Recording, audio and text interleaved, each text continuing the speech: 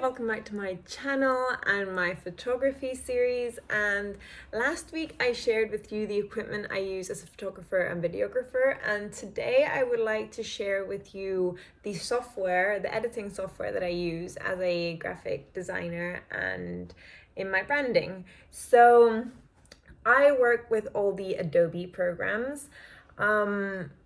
As you can see down here on my computer is Photoshop, Lightroom and Premiere. Those are probably the ones I use the most, which is why I have them there. So starting with the photography side, I have Photoshop on one side.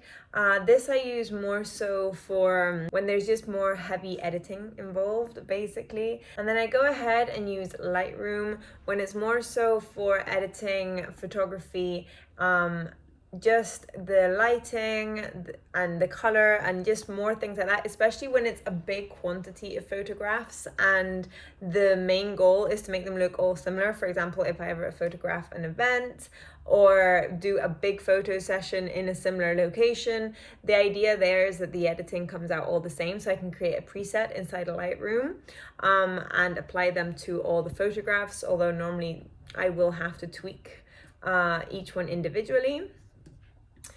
On the video side, there is Adobe Premiere Pro. This is what I use the most. I use it for editing YouTube videos, editing my music videos, editing any kind of videos that I have, really. There is also here, as you can see, Adobe After Effects. I have used this in the past and it was a big part actually of my degree of audiovisual communication, but I don't use it often at all. It's not the kind of editing that I do, and it's just, I don't normally need to go to it to be able to edit a video. Adobe Premiere is normally more than enough. Then on the design side of things, so for example, creating logos and all that sort of thing, the one I fall back onto is Adobe Illustrator. The reason for this is because it's made for creating graphics, so it uses vectors rather than pixels to create the images, therefore it won't ever lose quality. And yeah, like I say, this is for any bit of graphic work. Normally I don't put photos inside of here because it kind of defeats the purpose. It's normally just when it's purely graphic pieces. And then also inside the design world would be InDesign. InDesign is one of my favorite places, one of my favorite Adobe apps. It's a fancy Word document, a more designer oriented Word document, and I use it mainly for any kind of composition. So for example, for making all sorts of presentations, for creating templates, anything like that I do in InDesign. And then lastly is for social media and for kind of creating mood boards and all that is Adobe XD. So this is actually free. You don't need to pay the monthly Adobe fee to be able to access this this specific Adobe app, but it's basically just a really easy way to create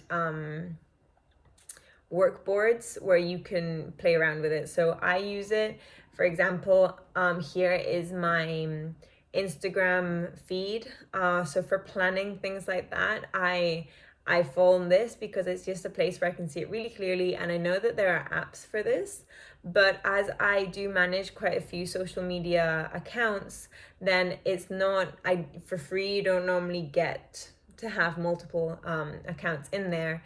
So yeah, this is just a place where I can have all my photos all around it. As you can see, any photo that I would like to put into my social media. And then in the middle, I have what represents my grid.